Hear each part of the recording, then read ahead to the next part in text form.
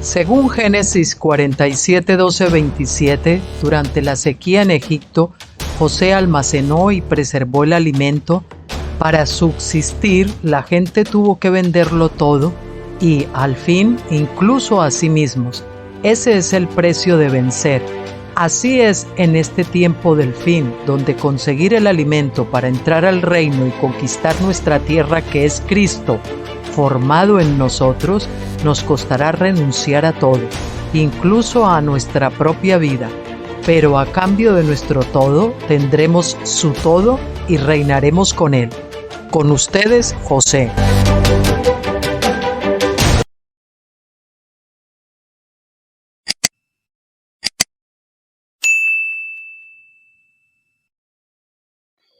Buenas tardes a todos, queridos amigos, aquí de nuevo con ustedes para compartir de Apocalipsis en esta ocasión. Saben que estamos finalizando el libro cuarto del estudio de Apocalipsis del Dr. Stephen Jones, son 8 libros y este es el último, aunque porque el quinto, el sexto, el séptimo y el octavo ya están grabados, el 1, el 2 y el 3 también, solo nos quedaba este. Empezamos por el final, como quien dice, o por la mitad. Bueno, pues hoy nos toca ver dos capítulos nuevos.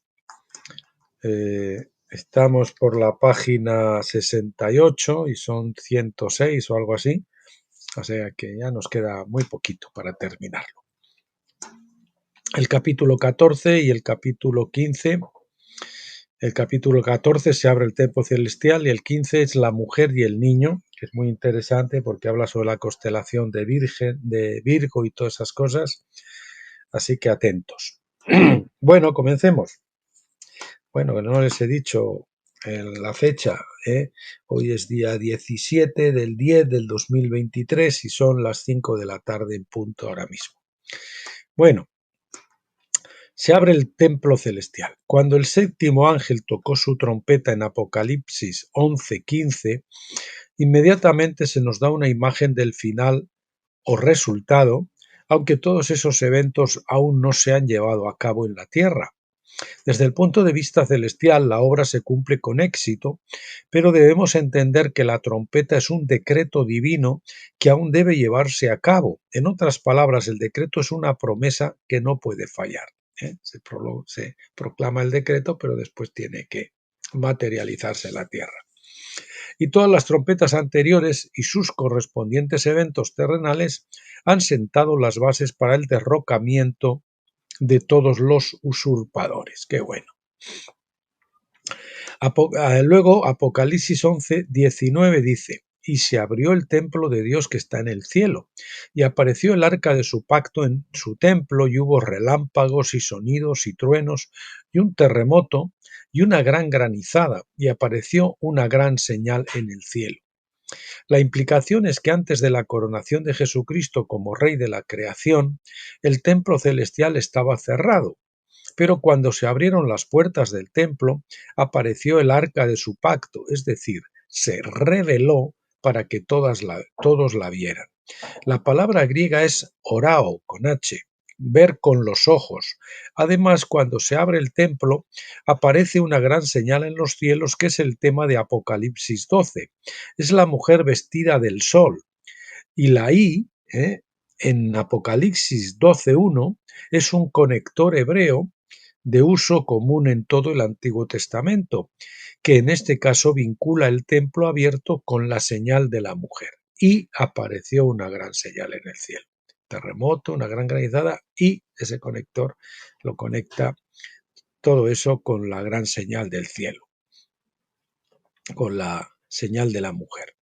Aunque aquí el templo celestial se abre, el arca misma permanece cerrada hasta que la vemos abierta en Apocalipsis 15 del 5 al 6, que dice: después de estas cosas miré, y fue abierto el templo del tabernáculo del testimonio en el cielo, y del templo salieron los 7 ángeles que tenían las 7 plagas. Estos 7 ángeles son asignados para derramar las 7 copas de vino sobre Babilonia, en el derrocamiento final de esa gran ciudad, durante el intervalo entre la apertura del templo y la apertura del arca.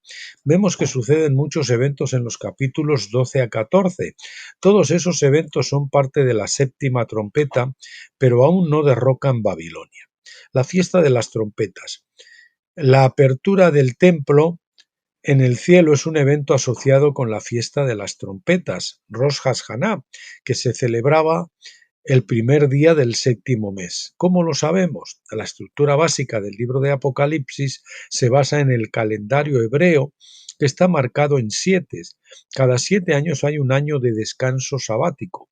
Durante ese año sabático hay 12 meses, cada uno de los cuales comenzaba cuando los vigilantes veían la primera luna creciente sobre el horizonte al atardecer.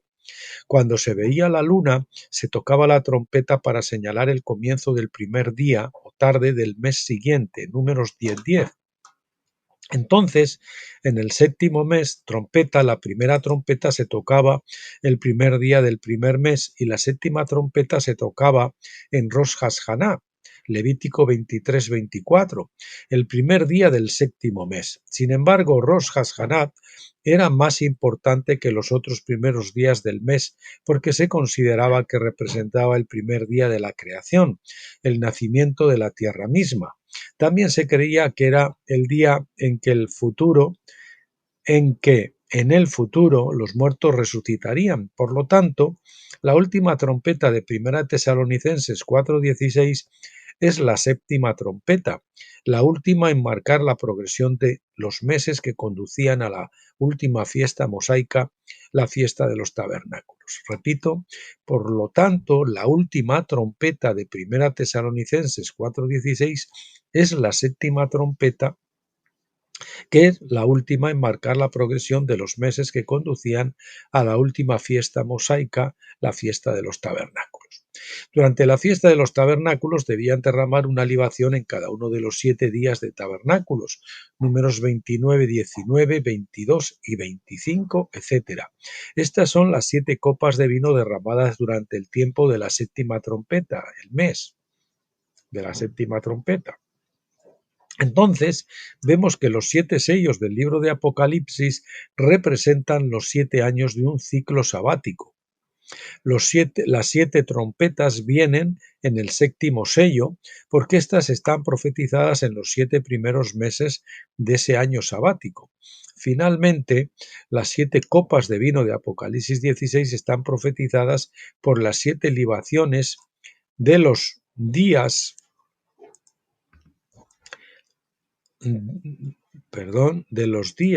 de la fiesta de tabernáculos que cae en el séptimo mes.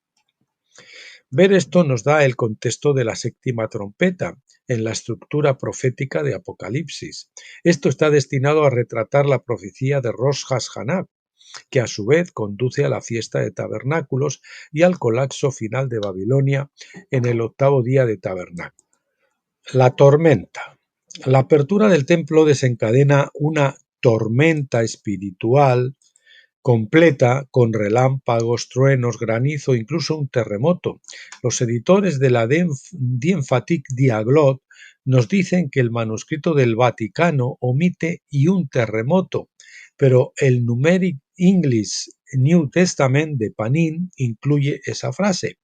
El estudio de Panin del texto muestra que es necesario incluirlo para retener los patrones numéricos que están integrados en el texto mismo. Panin era un matemático ruso, creo, que descubrió que todo el Nuevo Testamento guarda una estructura matemática numérica concreta.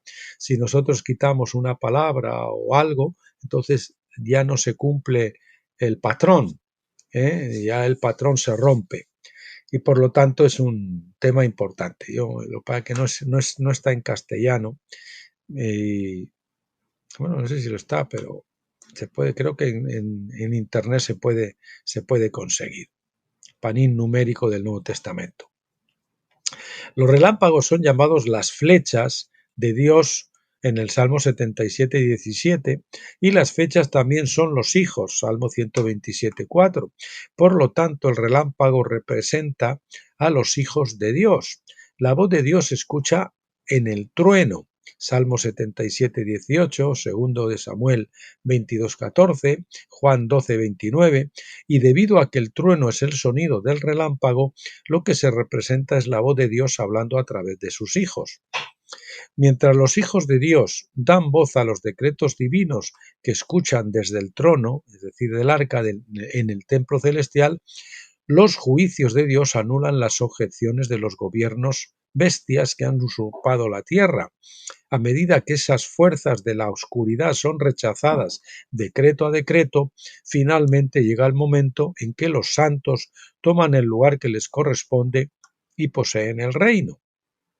El granizo espiritual es la verdad, porque leemos en Isaías 28:17 que el granizo barrerá el refugio de la mentira. Este granizo de la verdad viene de los hijos de Dios cuando los decretos de Dios truenan saliendo de sus bocas. Cuando los gobiernos de los hombres son derrocados, las escrituras describen esto como terremotos, que es lo que estamos viendo ahora, terremotos políticos, económicos, financieros, religiosos, es lo que vamos a ver y lo que estamos viendo ya. Todo esto se describe en Apocalipsis 11:19 para prepararnos para el próximo evento en el capítulo 12. Al abrirse el templo en el cielo se revela la mujer vestida del sol y de hecho este parece ser el mensaje que viene de los hijos de Dios en el relámpago y el trueno. De hecho, el capítulo 12 representa la 12ª letra del alfabeto hebreo, la letra Lamed, que literalmente es un aguijón de buey que representa la autoridad. Apocalipsis 12, aguijón de buey o aguijón para los bueyes, ¿no? Con los que la vara, que en la punta llevaba un aguijón para pichar a los bueyes, ¿no? Apocalipsis 12 entonces trata sobre el conflicto acerca de quién tiene la autoridad legítima sobre la tierra. El libro de los jueces. El libro de los jueces nos cuenta cómo Dios levantó a ciertos jueces o salvadores o libertadores para liberar a Israel de 6 diferentes cautiverios en su historia en la vieja tierra. Estos cautiverios ocurrieron después de la muerte de Josué, pero antes de la coronación del rey Saúl. Dios se atribuyó el mérito de todos esos cautiverios, diciéndonos que el cautiverio era un juicio divino sobre la nación por su anarquía. Cuando Israel se arrepentía y volvía a Dios y a su ley, entonces Dios levantaba un juez para que los librara. Hubo 6 cautiverios y 6 jueces que liberaron a Israel durante ese tiempo. Sus nombres son proféticos, pues cuando los unimos surge un mensaje profético oculto. Otoniel, jueces 3:9, significa la fuerza o el poder de Dios. Ahot, jueces 3:15, significa unido. Barak, jueces 4:6, significa relámpago. Él liberó a Israel con la ayuda de Débora, cuyo nombre significa abeja. Gedeón, jueces 6:11, significa talador de árboles o guerrero. Jepté, jueces 11:1, significa él abrirá. Samuel y el arca misma liberaron a Israel en 1 de Samuel 6:7, capítulos 6 y 7. Primero el arca derrocó al dios de los filisteos, 1 de Samuel 5:11, y así, después de retener el arca durante 7 meses, versículo 6:1, la enviaron de vuelta a Israel durante la época de la cosecha del trigo, versículo 6:13. En otras palabras, el arca estuvo en manos de los filisteos desde tabernáculos hasta Pentecostés. Los israelitas pentecostales, recolectores de trigo, abrieron el arca para ver si las tablas de la ley y el maná escondido aún estaban en ella. El capítulo 6, versículo 19, sin darse cuenta de que no estaban capacitados para abrir el arca ni siquiera para tocarla. Muchos murieron como resultado. Finalmente, en 1 Samuel 7:6, el profeta dirigió al pueblo a una oración de arrepentimiento y luego los llevó a la victoria en una batalla contra los filisteos 7:10. Este es un breve resumen de los eventos proféticos en el libro de Jueces hasta el tiempo de Samuel, quien luego ungió a Saúl como rey. El nombre Otoniel, visto en el contexto de los siguientes 2 jueces, indica trueno, que es la voz, la fuerza o el poder de Dios.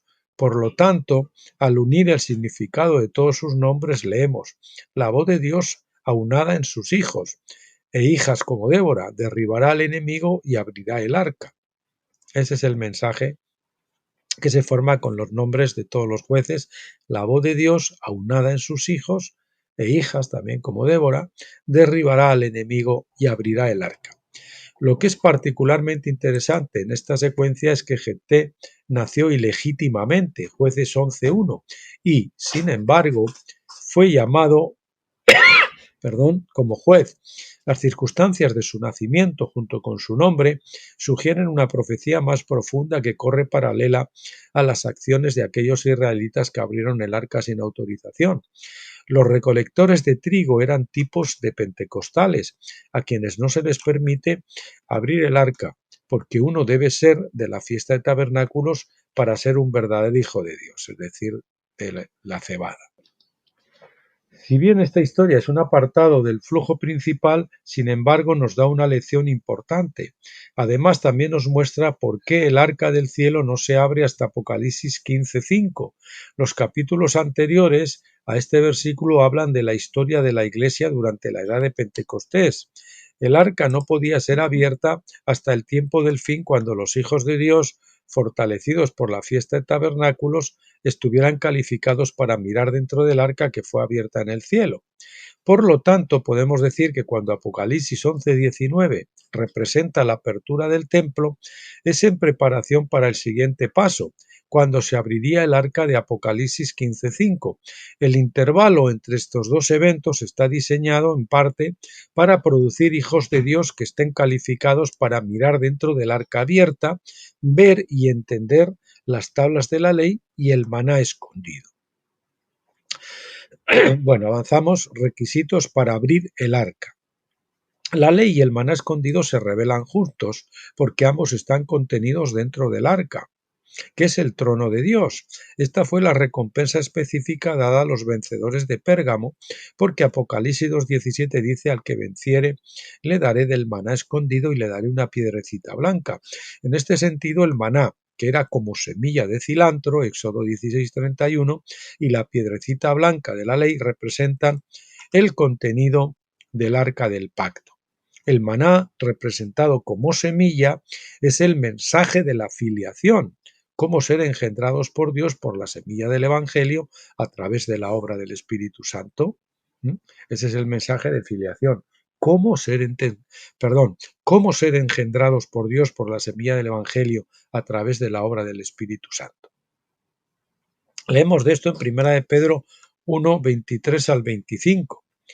Porque no sois engendrados, la palabra es genao, en las Biblias se traduce incorrectamente nacidos, porque no sois engendrados, genaos de semilla corruptible, sino de incorruptible, es decir, por medio de la palabra viva y permanente de Dios, porque está citando ahora de Isaías 46 al 8, toda carne es como hierba y toda su gloria como flor de hierba. La hierba se seca y la flor se cae, pero la palabra del Señor permanece para siempre. Y esta es la palabra que os ha sido predicada. Los mensajes de filiación se han predicado sin la ley durante mucho tiempo, y la ley se ha predicado sin una comprensión de la filiación. Lo primero resulta en una gracia sin ley, mientras que lo segundo crea una religión estéril y legalista. Juntos, sin embargo, la ley y el maná escondido traen la revelación de la verdad que puede producir los frutos de justicia para el reino. Bien, pasamos al capítulo 15, la mujer y su hijo. Cuando se abrió el templo en el cielo, se vieron como resultado truenos, relámpagos, granizo, un terremoto y una señal en el cielo. El signo era el de Virgo dando a luz un hijo, y el conflicto con un gran dragón. Apocalipsis 12 del 1 al 2 dice: y apareció una gran señal en el cielo, una mujer vestida del sol, y la luna debajo de sus pies, y sobre su cabeza una corona de 12 estrellas, y estaba encinta, y ella gritaba estando de parto y con dolores de parto. Esta es una de las referencias más llamativas en el libro de Apocalipsis a las constelaciones de los cielos, que quizá fueron las profecías más antiguas registradas. Estas señales celestiales se remontan a Génesis 1:14. Entonces dijo Dios: haya lumbreras en la expansión de los cielos para separar el día de la noche y sean por señales, aparte de separar el día de la noche, y sean por señales y también para las estaciones y para los días y los años. ¿Qué es una señal? Una señal es algo que se designa para representar otra cosa. La palabra hebrea que se usa aquí es out, o deletreo OWTH, cuya raíz, casi escrita con las mismas letras pero pronunciada de manera diferente, es out, deletreo UWTH. Las raíces de las palabras hebreas son siempre verbos y en este caso ut significa consentir o estar de acuerdo. En otras palabras, una señal es algo que proporciona un doble testimonio que está de acuerdo con otra cosa, que confirma otra cosa. Tanto la raíz del verbo como su forma sustantiva se escriben con 3 letras hebreas. La primera, alef, la última, la taf, y en el medio una bab, que es un conector. La bab es un conector y que significa clavo, clavija, y a menudo se traduce como i. Cuando la escritura la conjunción copulativa y. Cuando la escritura hebrea comienza una oración con y, normalmente se escribe con una bab. En otras palabras, una señal out expresa la verdad de que Dios es el primero y el último. Este es el pensamiento expresado en la palabra hebrea para señal. Por extensión, esto transmite la verdad de que Dios conoce el fin desde el principio, debido a que Él está en ambos extremos de la historia al mismo tiempo. Se encuentra fuera del tiempo y dirige la historia con ventaja sobre aquellos que están limitados por el tiempo. La constelación de Virgo. Juan ve la constelación de Virgo aparecer en los cielos.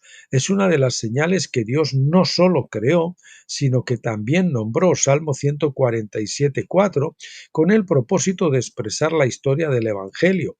David nos dice en el Salmo 19:1-4 que no solo esta señal, sino que todas ellas proclaman en silencio el Evangelio a toda la tierra. Los cielos cuentan la gloria de Dios y su extensión declara la obra de sus manos. Un día transmite el mensaje a otro día y una noche a la otra noche. Revela sabiduría. No hay mensaje, no hay palabras, no se oye su voz, mas por toda la tierra salió su voz y hasta los confines del mundo sus palabras.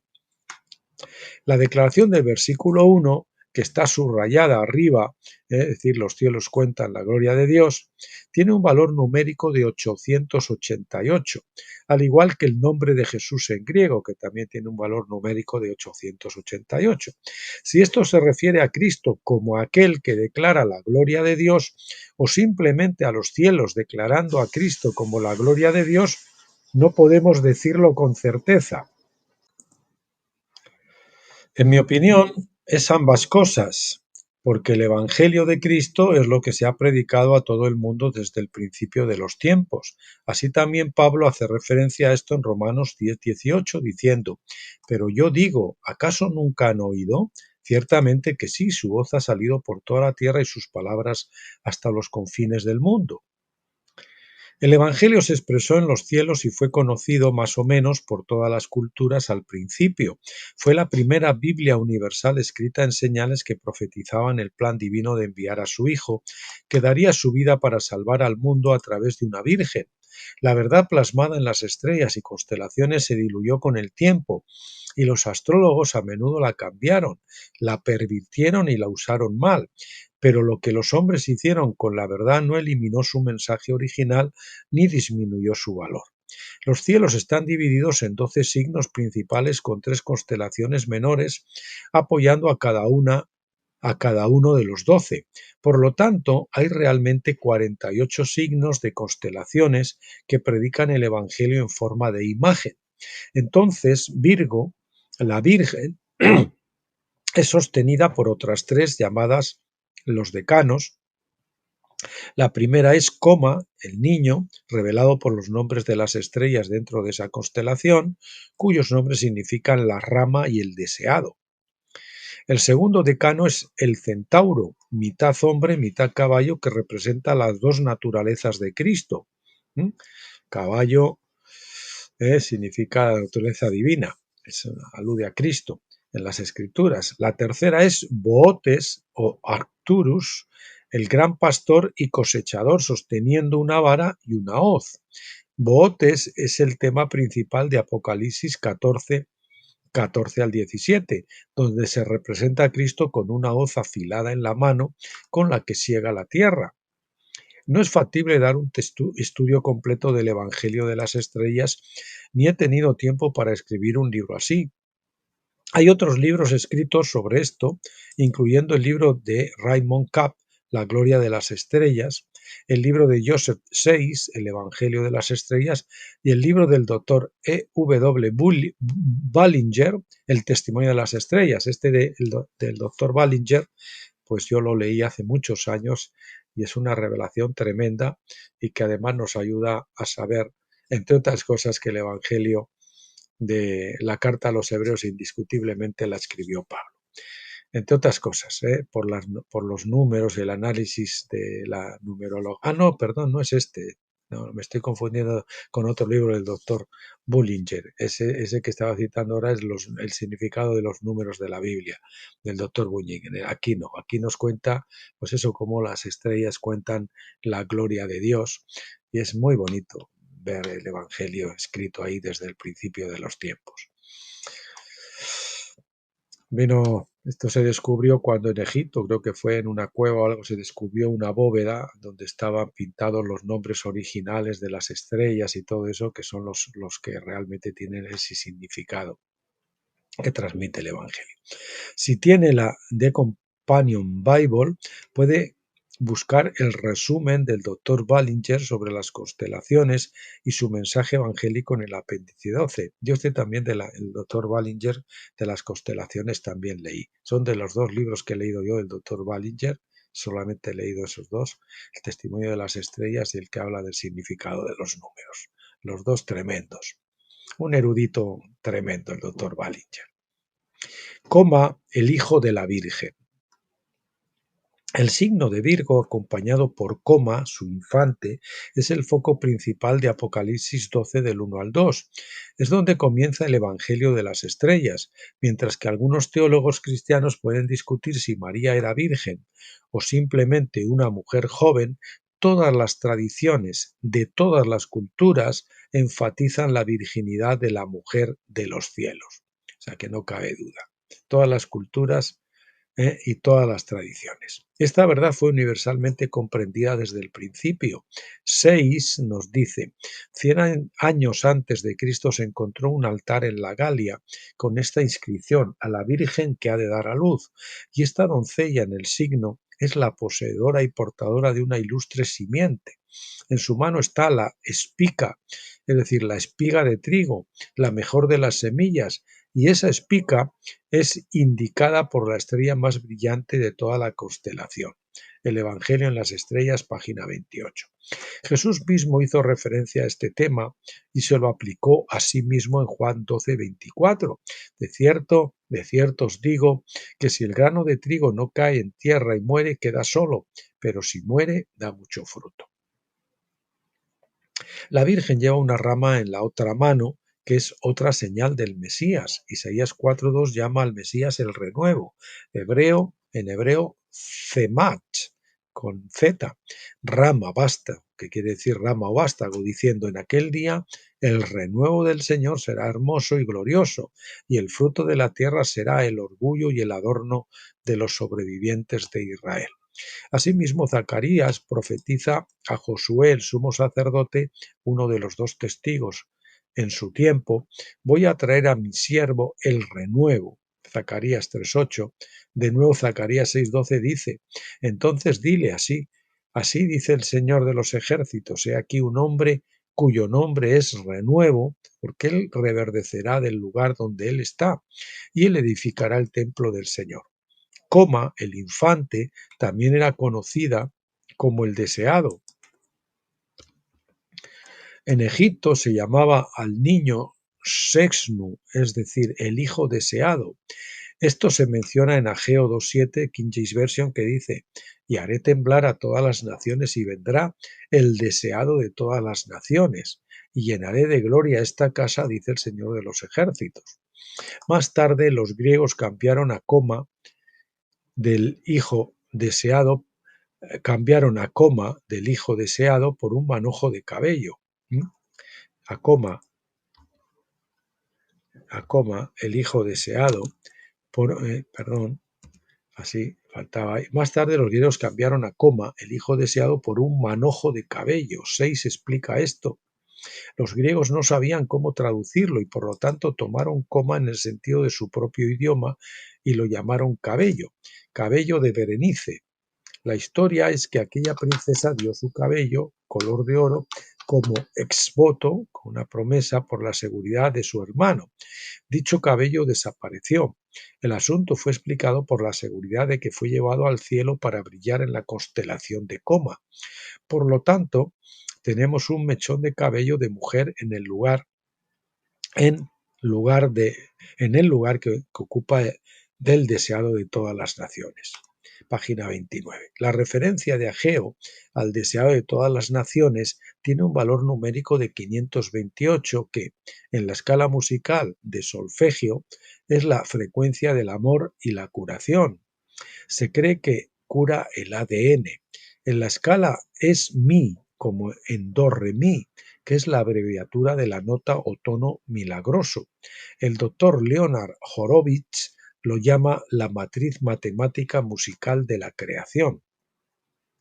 La palabra hebrea mateach, llave, tiene un valor numérico de 528. Es la llave de David. En Isaías 22:22. El nombre de David significa amor. Todas estas cosas apuntan al hecho de que Coma es una imagen de Jesucristo que nació de una virgen y es el deseado de todas las naciones. Eso es el resumen de todo ese asunto. De Coma, uno de los decanos que hablábamos. Vestida con el sol. Cada año, cuando el Sol parece moverse a través de las constelaciones, se dice que Virgo está vestida con el Sol durante un mes a partir de finales de agosto. El Sol normalmente transita por Virgo del 23 de agosto al 22 de septiembre. Por esta razón, la terminología de Juan en Apocalipsis 12 del 1 al 2 representa un evento que tiene lugar durante esta época del año. Muestra que María no se puso de parto en diciembre, sino en septiembre. Si bien este signo se ve todos los años, rara vez ocurre junto con la luna debajo de sus pies.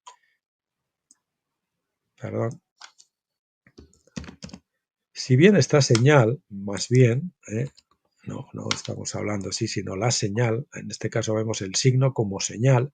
Si bien esta señal se ve todos los años, rara vez ocurre junto con la luna debajo de sus pies. Este signo en realidad ocurrió 4 años seguidos. Otra vez, vamos a poner aquí también señal, esta señal. En realidad ocurrió 4 años seguidos. 15 de septiembre de 1996, 2 de octubre de 1997, 21 de septiembre de 1998 y el 11 de septiembre de 1999.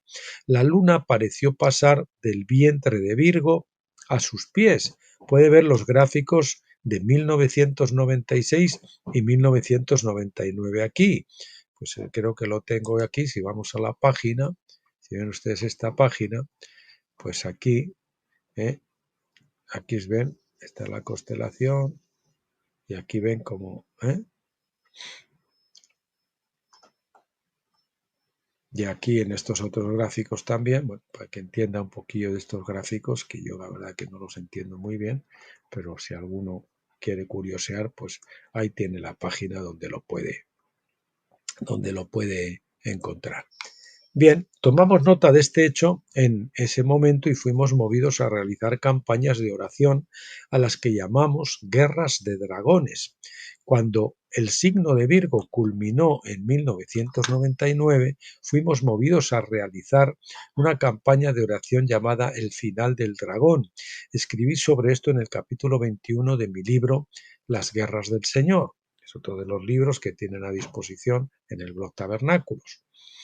El signo de Virgo también nos interesa porque las señales ocurrieron inmediatamente después de que fuimos llevados a declarar el jubileo 120 desde Adán.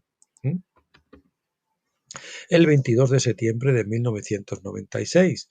Sobre todo, creo que la revelación de Juan aludía a nuestro tiempo, específicamente a 1996, de 1996 a 1900, específicamente de 1996 a 1999, terminando en el 2000 aniversario del nacimiento de Jesús en 1999. Jesús nació en septiembre del 2 a.C., pero debido a que no hubo año cero, pasaron 2000 años desde el 2000, pasaron 2000 años desde el 2000 a.C. hasta el 1999 después de Cristo. Yo creo que el templo fue abierto en 1996, yo creo, el doctor Stephen Jones opina que fue abierto el templo en 1996 y que entonces se vio en el cielo el signo de Virgo. En 1999 completamos el segundo día de 2000 años, es decir, segundo día a los 2000 años, primer día serían 1000 años, segundo día 2000 años, desde el nacimiento de Jesús, y entramos en el comienzo del tercer día profetizado en Oseas 6.2, que dice: nos dará vida después de 2 días, después de 2 milenios, y al tercer día, es decir, al tercer milenio, Él nos resucitará para que vivamos delante de ese comienzo del tercer milenio. Por lo tanto, estamos a punto de ver eso. De estas grandes señales que aparecieron en Virgo entre 1996 y 1999, se desprende que estamos viviendo al comienzo del tercer día y que debemos velar por la resurrección de los muertos junto con la venida de Cristo. Bueno, pues mis queridos amigos, aquí estamos, nos quedamos en la próxima vez que abordemos Apocalipsis, que será de aquí a 3 vídeos, al cuarto que se grabe. En capítulo 16 veremos la señal del dragón y el capítulo 17, la mujer en el desierto.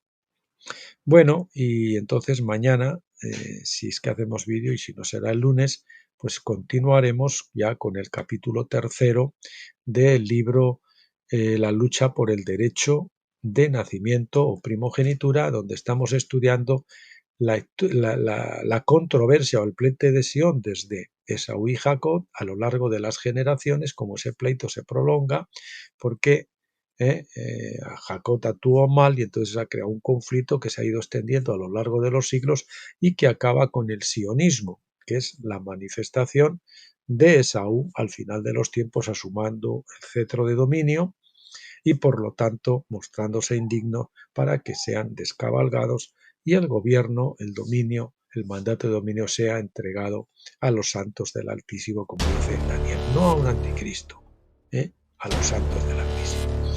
Muy bien, pues nada más, los dejo en las manos del Señor, que Él es sabio y bueno y nos cuida, y les bendigo en su nombre y les emplazo para acompañarme el próximo día. No se olviden de regresar.